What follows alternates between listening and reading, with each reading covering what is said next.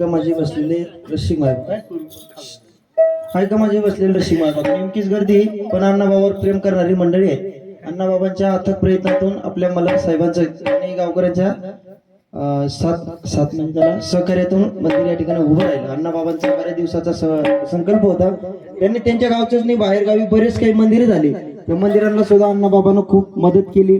वर्गणी जमा करणं असेल तर कसलंही मार्गदर्शन असेल खूप मदत केली.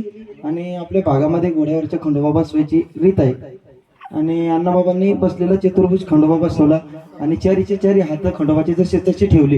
ही आनंदाची गोष्ट आहे. नाही तर काही ठिकाणी बघण्यात आलं घडवताना 4 हाताचा खंडोबा घडवला, घरी आणल्या 2 कापून फेकून दिली. का तर म्हणून गुरुनं सांगितलं बोलायला गेलं तर परशेवागे 150 ना.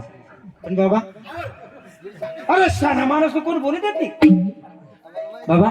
म्हणून सगळ्यांनी अण्णाबाबासाठी टाळ्या वाजवा एकदा. कसं सगळं बाहेर हो ना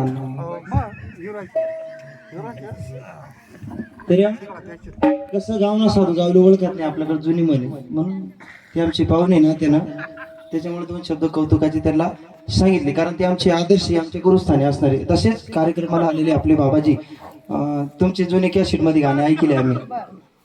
तर तुमचा सुंदर आवाज वगैरे भलं मोठं एखादं दुधाचं पातेलं भरलेलं असावं त्याच्यात एखादी मिठाची गार पडावी तसे आम्ही आहोत. आम्हाला काही लई शास्त्र पुराण कळत काही नाही. आम्ही खास ढोलक्यावरचं गाणं ऐकायला आलो होतो. आज लाईव्ह पाहिलं ढोलकं पाहिलं होतं तमाशेमध्ये.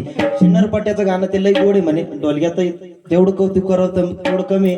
वयाच्या मनानं आपले बाबा त्यांचा आवाज वगैरे म्हणणं वगैरे खूप सुंदर आहे. आणि मलाही हौस होती की कधीतरी ढोलकीवरती गाणं म्हणावं.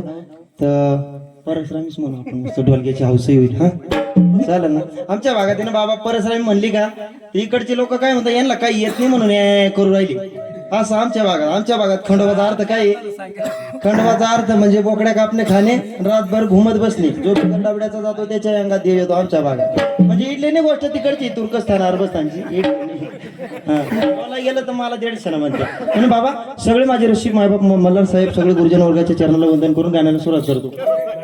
आहा